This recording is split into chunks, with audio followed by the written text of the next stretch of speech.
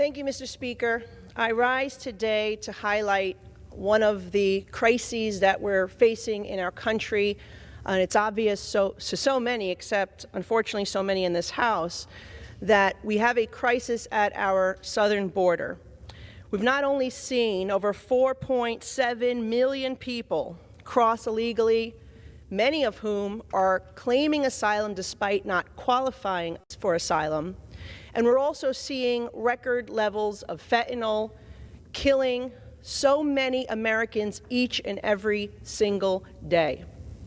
We must take a stand to secure our border, to stop this flow of illegal drugs, to stop this mass illegal migration. And when you talk about the numbers of 4.5, when you think about the number of people who have actually evaded our government, who have evaded any interaction with our law enforcement and CBP agents, you're talking about 1.2 million people. That is more than twice the size of Staten Island, the borough in New York City I represent. It's outrageous to think that we would have individuals entering into our country illegally and we don't know what their intentions are, where they're coming from, why they're here. And that is what scares me the most as an individual who represents the city of New York. We know that 98 suspected terrorists on our terrorist watch list crossed the border last fiscal year. We know so far this year there's been another 38, and that should be alarming to every single person in this country. We must know who is entering our country and what their intentions are. And to allow this amount of people to evade law enforcement, to evade any interaction with our government, is a very dangerous action on behalf of this administration. House Republicans believe that Secretary Malliotakis has completely abdicated his responsibility to keep our country secure, and we will be moving forward with hearings to expose what he is doing. And I do believe at the end of the day, it warrants him to be impeached and removed from his position. Also, I want to highlight how the federal government's lack of action at the border, coupled by my state legislature and governor's horrible actions in New York, have led to what we're seeing now in terms of a rise in crime.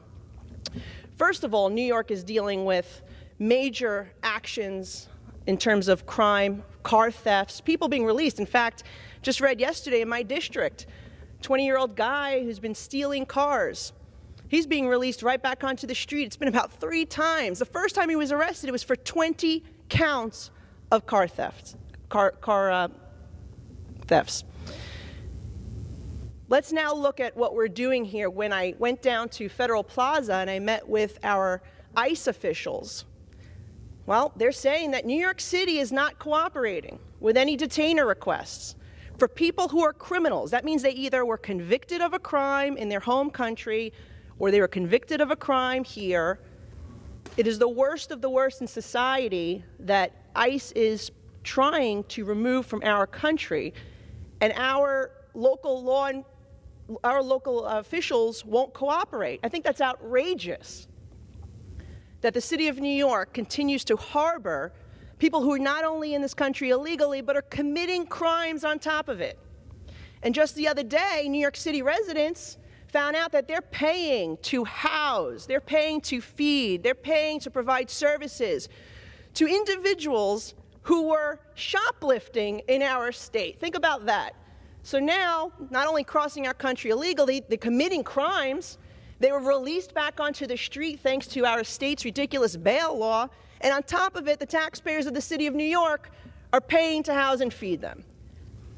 How does that make any sense, and how is that in the best interest of our citizens?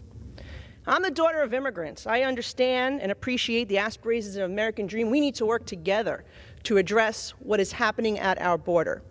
We need to work together to ensure that those legitimate asylum seekers are not getting stuck in the bureaucracy and the red tape because of those individuals who are here claiming asylum when they don't qualify.